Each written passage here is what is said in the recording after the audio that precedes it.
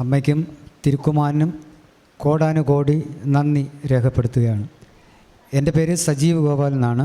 ഞാൻ വർക്കലയിൽ നിന്നാണ് വരുന്നത്. ഞാൻ കേരളത്തിലെ ഒരു പ്രമുഖ ദിനപത്രത്തിൻ്റെ റിപ്പോർട്ടറാണ്. 30 വർഷമായി ഞാൻ മാധ്യമപ്രവർത്തന രംഗത്ത് നിൽക്കുകയാണ്. ഞാൻ ഒരു പ്രാദേശിക ലേഖകനായിട്ടായിരുന്നു വർക്കലയിൽ പ്രവർത്തിച്ചുകൊണ്ടിരുന്നത്. എന്നാൽ കേരളത്തിലെ പ്രധാനപ്പെട്ട വാർത്തകൾ ഞാൻ ചെയ്തിട്ടുണ്ട്. ഞാൻ 3 പത്രത്തിനകത്ത് വർക്ക് ചെയ്തിട്ടുണ്ട്. ചെറിയൊരു പത്രത്തിൽ നിന്നാണ് ഞാൻ എൻ്റെ ജീവിതം ആരംഭിക്കുന്നത്. ചെറിയ പത്രം തുടങ്ങി എനിക്ക് പോലും അസാധ്യമായ ഒരു പത്രത്തിനകത്താണ് ഞാൻ വർക്ക് ചെയ്തുകൊണ്ടിരുന്നത്.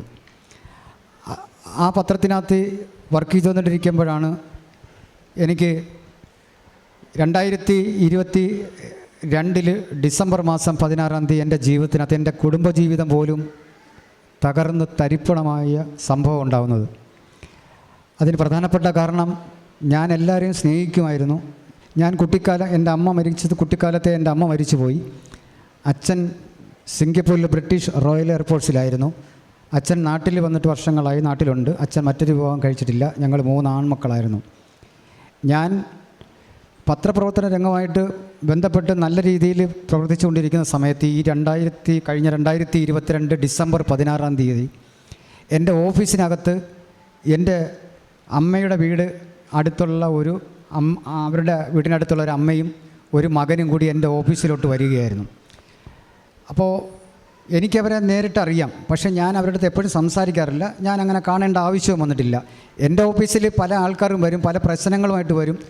ഈ പ്രശ്നങ്ങളായിട്ട് വരുന്നവരെയൊക്കെ ഞാൻ സംസാരിക്കുകയും അതിനിടയിൽ ഞാൻ യേശുവിൻ്റെ കാര്യങ്ങൾ പറയും. കാരണം ഞാനൊരു പള്ളിയുടെ അടുത്താണ് ജനിച്ചത്. ആ പള്ളിയുടെ മണ്ണിൻ്റെ ആണ് ഞാൻ ജനിച്ചത്.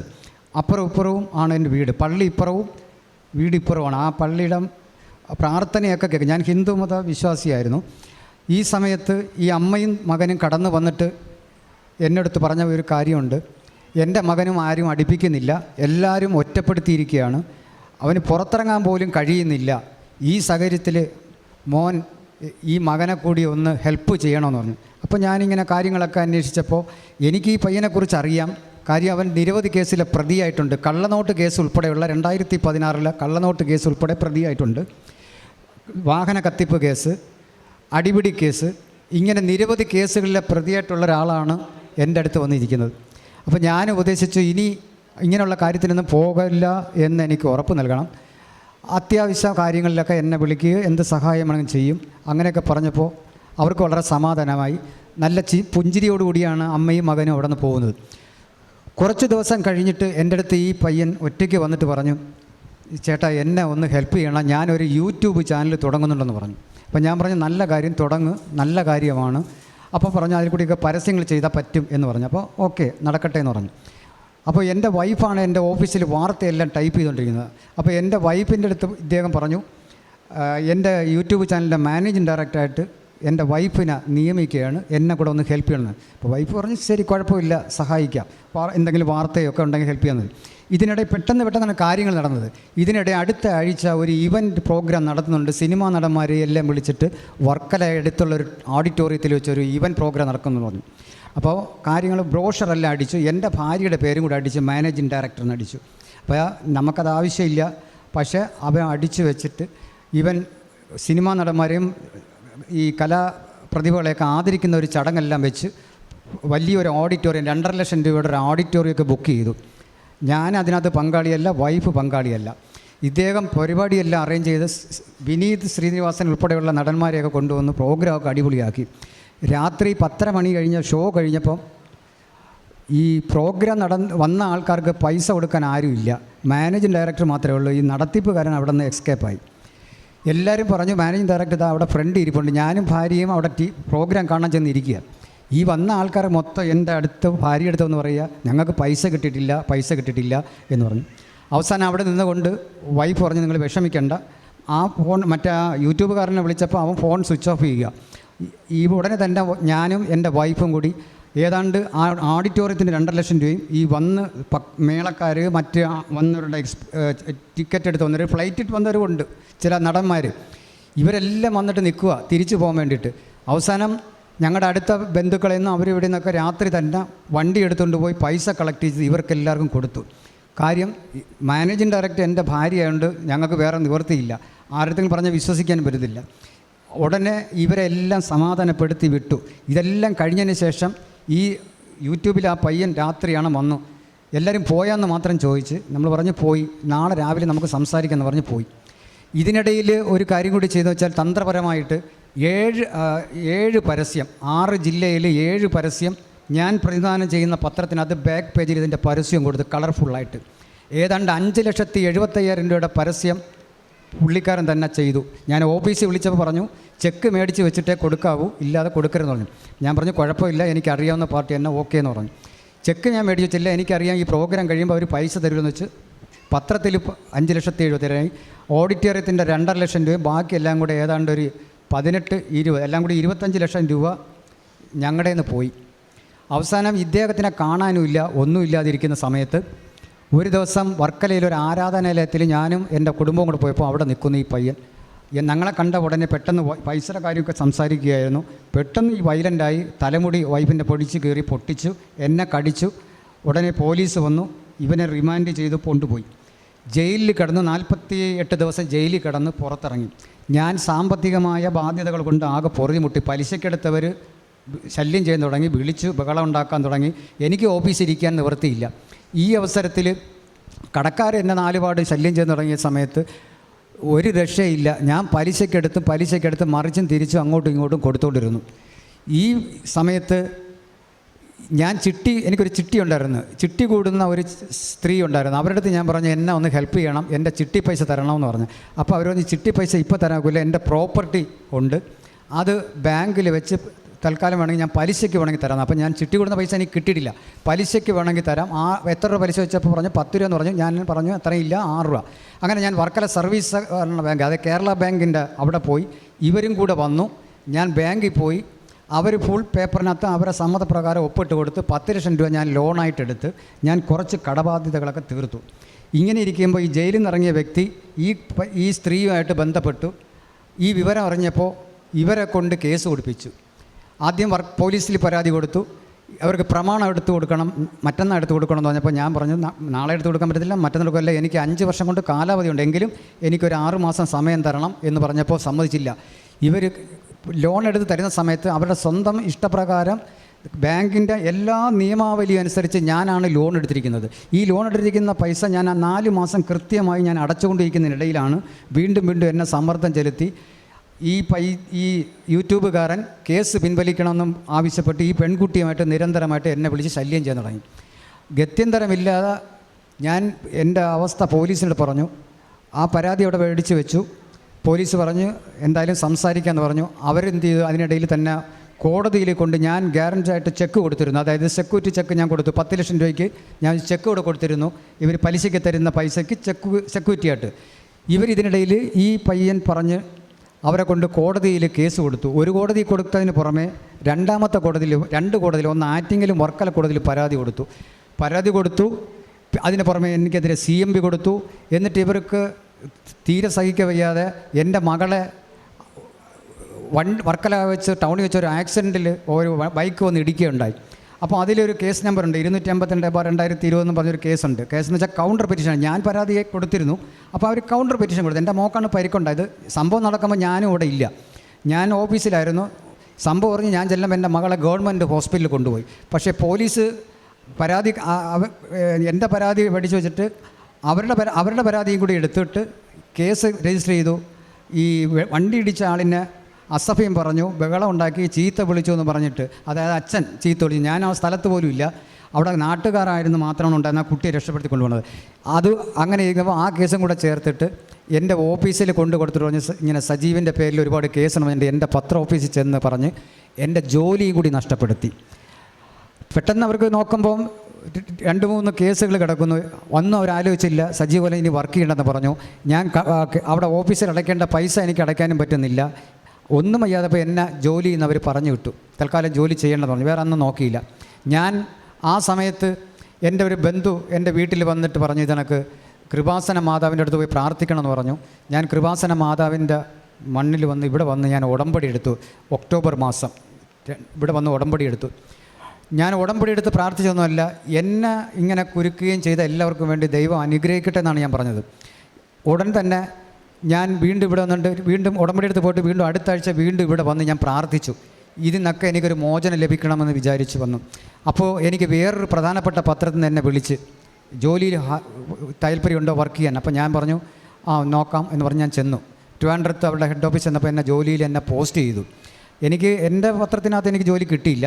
അവിടെ 2-3 പ്രാവശ്യം എന്നെ വിളിക്കുകയും ചർച്ച ചെയ്യുകയൊക്കെ ചെയ്തു. പക്ഷേ എനിക്ക് അവിടെ അടയ്ക്കാനുള്ള ബാധ്യതയൊക്കെ കിടക്കുന്നുണ്ട്. എനിക്ക് സാവകാശം വേണമെന്ന് ഞാൻ പറഞ്ഞിട്ട് തിരിച്ചിറങ്ങി വരികയാണ് ഇത്. പക്ഷേ എനിക്ക് മറ്റൊരു പത്രത്തിൽ അതിനേക്കാൾ വലിയൊരു കൂടിയ പത്രത്തിനകത്ത് എനിക്ക് ജോലി കിട്ടി. പക്ഷേ ഞാൻ ഇതുവരെ ചാർജ് എടുത്തില്ല. ഉത്തരവാദിത്തപ്പെട്ട് അതെൻ്റെ മാതാവിൻ്റെ അനുഗ്രഹമാണ്, കൃപയാണ് എനിക്ക് നൽകിയത്. അതിനിടയിൽ മറ്റൊരു കാര്യം കൂടി, ഞാൻ മറ്റൊരു പത്രത്തിനകത്ത് ജോലി കയറി എന്നറിഞ്ഞപ്പോൾ എൻ്റെ ഈ പറഞ്ഞ ശത്രുക്കളായിട്ട് നിൽക്കുന്ന എനിക്ക് പ്രമാണം വെച്ച് ലോൺ ചെയ്ത് തന്ന ആ സ്ത്രീയും ആ യൂട്യൂബുകാരനും കൂടി കേരളത്തിലെ ഒരു പ്രമുഖ ചാനലിനകത്ത് അടുത്തിടെ ഞാൻ ഏതോ സാമ്പത്തിക തട്ടിപ്പുകാരെന്ന് പറഞ്ഞ് ഒരു ഫേക്ക് ന്യൂസ് അവരുടെ കൊണ്ട് കൊടുത്ത് അവരിടിച്ചു. അവർ വൺ സൈഡാണ് വാർത്ത കൊടുത്തത്. സാധാരണ നമുക്കറിയാം, ഒരു വാർത്ത കൊടുക്കുമ്പോൾ 2 സൈഡും കൊടുത്ത് മാത്രമേ ചെയ്യാറുള്ളൂ. പക്ഷേ വൺ സൈഡ് വാർത്ത കേരളത്തിലെ ഒരു പ്രമുഖ ചാനലിൽ എടുത്തു കൊടുത്തു. യൂട്യൂബിലല്ലായിരുന്നു, ചാനൽ കൊടുത്തു. ഞാൻ അവിടെ വിളിച്ച് അന്വേഷിച്ചപ്പോൾ ഈ 2 വ്യക്തികൾ അവിടെ കൊണ്ടുപോയി വാർത്ത കൊടുത്തു എന്ന് പറഞ്ഞാൽ. അപ്പോൾ ഞാൻ ചോദിച്ചു, എൻ്റെ ഭാഗം കൂടെ കേൾക്കണ്ടേ? എൻ്റെ ഭാഗം കേട്ടില്ല. കോടതിയിൽ കേസ് നടക്കുന്നൊരു കേസ് എങ്ങനെ കൊടുക്കുമെന്ന് ചോദിച്ചപ്പോൾ അവർ പറഞ്ഞു ഒന്നും അറിയാൻ. അവർ പറയുന്നത് ക്ഷമയായിരിക്കുന്നു. അപ്പോൾ ഞാൻ പറഞ്ഞു, ഞാൻ കോടതിയിൽ കേസിന് പോകാത്ത വേറെ ഒന്നുമില്ല, ഞാൻ കൃപാസന മാതാവിൽ വിശ്വസിക്കുകയും പ്രാർത്ഥിക്കുകയും ചെയ്യുന്നു. ഞാൻ അങ്ങനെ ഒരു തെറ്റിലോട്ട് ഞാൻ പോകുന്നില്ല. നിങ്ങൾ ചെയ്ത തെറ്റിന് നിങ്ങൾക്ക് ദൈവം ശിക്ഷ തരട്ടെ എന്ന് മാത്രം ഞാൻ പറഞ്ഞു. അങ്ങനെ ഇരിക്കുകയാണ് ഇപ്പോൾ. പക്ഷേ എന്തായാലും ശരി, ഞാൻ അത്തരത്തിൽ എൻ്റെ ജോലി നഷ്ടപ്പെട്ടെങ്കിൽ എൻ്റെ മാതാവാണ് എന്നെ വളരെ സഹായിക്കുകയും ചെയ്തത്. അതിനിടയിൽ എനിക്ക് 2022 തന്നെ എൻ്റെ കാല് ഒരു ബൈക്ക് ആക്സിഡൻറ്റിൽ പെട്ട് ലിഗമെൻ്റ് പൊട്ടി, 3 ലിഗമെൻ്റ് പൊട്ടി, ഏതാണ്ട് 2.5 ലക്ഷത്തോളം രൂപയായി. പക്ഷെ ഞാൻ 2016 ഈ മണ്ണിൽ വന്നിട്ടുണ്ട്. ഞാൻ എൻ്റെ വൈഫിൻ്റെ ചേച്ചിക്ക്, അവരൊരു ടീച്ചറാണ്, അവർ വിളിച്ചപ്പോൾ ഞാൻ അവരെ കൂടെ ഈ മണ്ണിൽ വന്ന് തൊഴുതു. അന്ന് ഇവിടെ കയറി നിന്ന് പ്രാർത്ഥിക്കാൻ തൊടാം അമ്മേ. അപ്പോൾ ഞാൻ ഇവിടെ വന്നിട്ടൊരു മാതാവിൻ്റെ രൂപം, ഒരു ഫോട്ടോ മേടിച്ച് എൻ്റെ വീട്ടിൽ കൊണ്ടുപോയി ഞാൻ അത് വെച്ചിട്ട് ആദ്യത്തെ കുറച്ച് ദിവസം വെച്ച് പ്രാർത്ഥിക്കുകയൊക്കെ ചെയ്തു. പിന്നെ ഞാൻ അത് പെട്ടിയിലാക്കി വെച്ചു, അടച്ചു വെച്ചിരുന്നു. അപ്പോൾ അതിരിക്കുമ്പോൾ സമയത്താണ് എനിക്ക് ആക്സിഡൻറ്റ് പറ്റി എൻ്റെ വലത് കാല് പൊട്ടി, ലിഗമെൻ്റ് പൊട്ടി. അപ്പോൾ സർജൻ പറഞ്ഞ് വളരെ ബുദ്ധിമുട്ടാണ്, 3 ലിഗമെൻ്റ് പൊട്ടി, ഇതെവിടെയും തൊടുത്തു വയ്ക്കാൻ പറ്റത്തില്ല, ഇത് നടന്നാൽ നടന്നു, ഇല്ലെങ്കിൽ ഇല്ല. അപ്പോൾ ഞാൻ ഇങ്ങനെ ആലോചിച്ച് ഇങ്ങനെ വെറുതെ കിടക്കുമ്പോൾ എല്ലാം പ്ലാസ്റ്ററൊക്കെ ഓപ്പറേഷൻ ചെയ്ത് പ്ലാസ്റ്റർ ഇട്ട് ഇങ്ങനെ ഹോസ്പിറ്റലിൽ ഞാൻ 10-25 ദിവസം കിടന്ന സമയത്ത് ഞാൻ ഇങ്ങനെ പ്രാർത്ഥിച്ചപ്പോൾ എൻ്റെ മനസ്സിൽ ഇങ്ങനെ മാതാവിൻ്റെ പടം എൻ്റെ റൂമിൽ അവിടെ ഇരിക്കണമല്ലോ. അപ്പോൾ ഞാൻ വീട്ടുകാർക്ക് പറഞ്ഞ് ആ പടം എടുത്ത് എൻ്റെ വീട്ടിൽ കൊണ്ടുവരണം, കിടക്കുന്നിടത്ത് കൊണ്ടുവരണം. അങ്ങനെ ഞാൻ പ്രാർത്ഥിച്ചിരുന്നപ്പോഴത്തേക്ക് എനിക്ക് പെട്ടെന്ന് തന്നെ ഒരു മാറ്റം ഉണ്ടായി, നടക്കാൻ പറ്റും. അപ്പോൾ ഡോക്ടർ പറഞ്ഞാൽ ഒന്ന് നടന്നു നോക്കുമെന്ന്. ഞാൻ നടന്നപ്പോഴത്തേക്ക് ആദ്യം മൊണ്ടി നടന്നു. പിന്നെ ഡോക്ടർ പറഞ്ഞ് സ്പീഡിന് നടക്കാൻ പറഞ്ഞു. സ്പീഡിന് ഞാൻ നടന്നു. ബാൻഡ് ഇതെല്ലാം ഇട്ടിരിക്കുകയാണെങ്കിലും എനിക്ക് നടക്കാൻ പറ്റി. പെട്ടെന്ന് തന്നെ എനിക്ക് ഒരാഴ്ചയ്ക്ക്, പിന്നെ അത് കഴിഞ്ഞ് ഒരാഴ്ചക്കകത്ത് എനിക്ക് നല്ലപോലെ ഇത് ചെയ്യാൻ പറ്റി. ഫിസിയോതെറാപ്പി ചെയ്തു. അപ്പോൾ എനിക്ക് മനസ്സിലായി ദൈവത്തിൻ്റെ ശക്തി എന്താണെന്ന് എനിക്ക് അവിടെ വെച്ച് എനിക്ക് മനസ്സിലായി.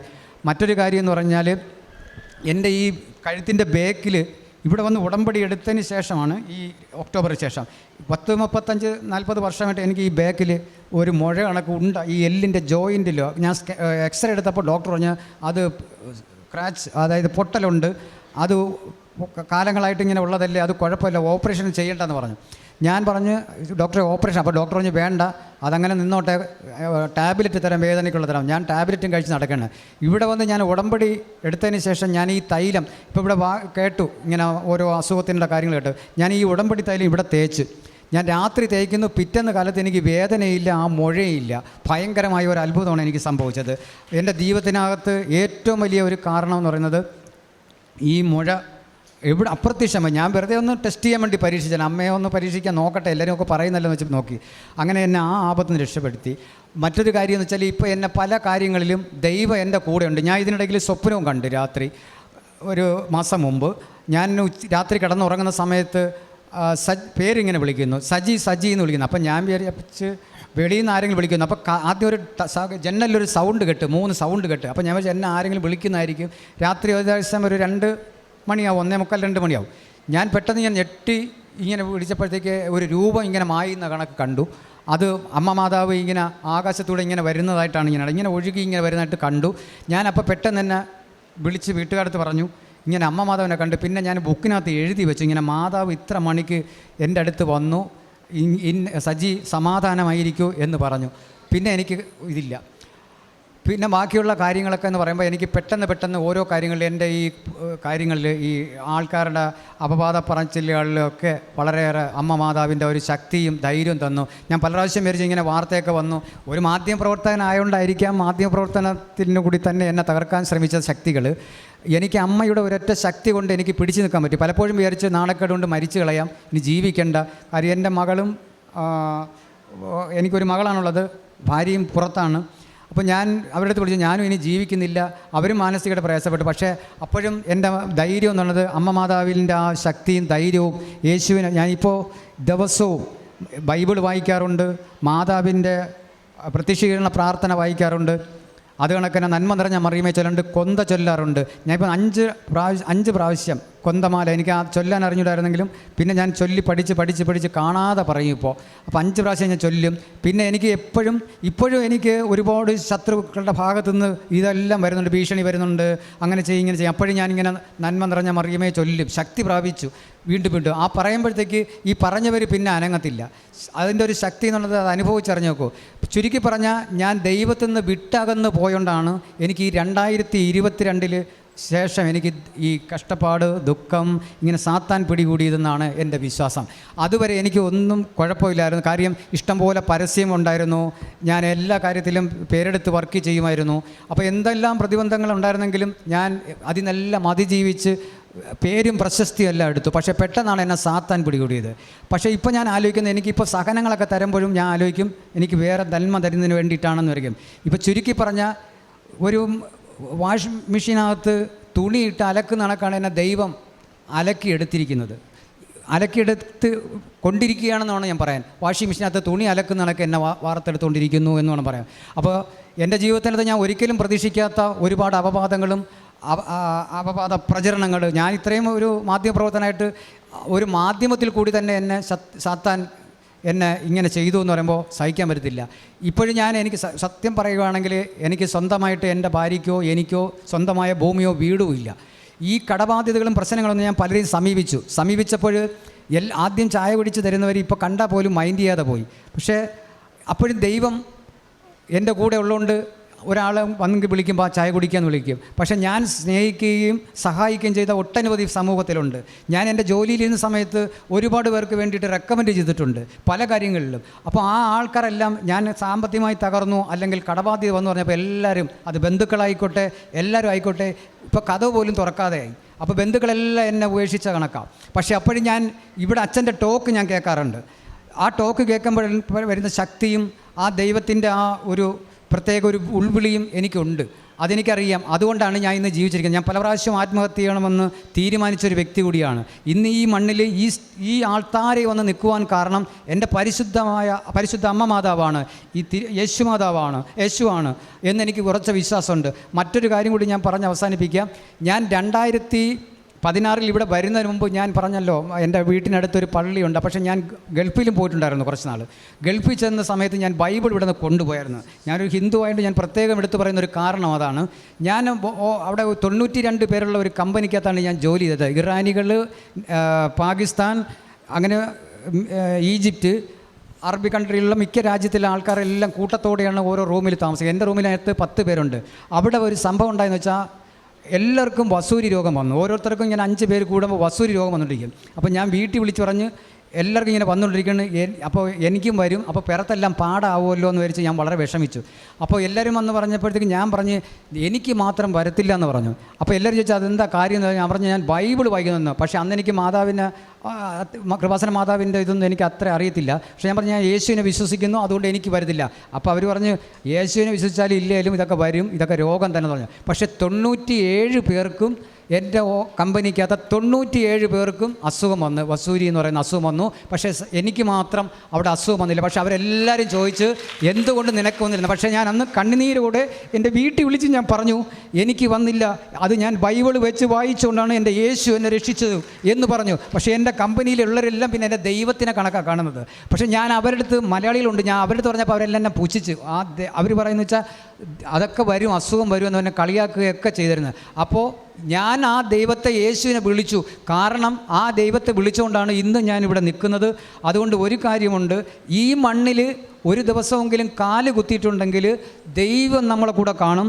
ഏത് ശത്രുവിനെയും തോൽപ്പിക്കുന്ന ദൈവമാണ് എൻ്റെ മാതാവ്, എൻ്റെ യേശു അപ്പച്ചൻ. ഞാൻ ഇന്നിവിടെ നിൽക്കുന്നത്, ഒന്നുകൂടി പറയാം, ഇന്നിവിടെ നിൽക്കുന്നത് ഈ യേശുവിൻ്റെ ശക്തി കൊണ്ടാണ്, ഈ മാതാവിൻ്റെ ശക്തി കൊണ്ടാണ്. അത് ഞാൻ പറയാം. എനിക്ക് വയസ്സ് 55. ഇനി എനിക്ക് പത്രപ്രവർത്തനം നടത്തണം. ഞാൻ ഇപ്പോൾ ജോയിൻ ചെയ്യാത്ത വേറൊന്നും കൊണ്ടല്ല, എനിക്ക് പത്രപ്രവർത്തനം നടത്തുന്നത് ഞാൻ അവസാനിപ്പിക്കണമെന്ന്. കാരണം വെച്ചാൽ ഇപ്പോഴത്തെ സമയത്ത് നമുക്കറിയാം, യൂട്യൂബിലൊക്കെ ഒരാളിൻ്റെ കാര്യം അറിയത്തില്ല, ഒരാൾ ഓടിച്ചെന്നൊരു കാര്യം പറഞ്ഞ് യൂട്യൂബുകാർ ഇങ്ങനെ നോക്കും. അതും മാധ്യമ പ്രവർത്തനം എന്നാണ് പറയുന്നത്.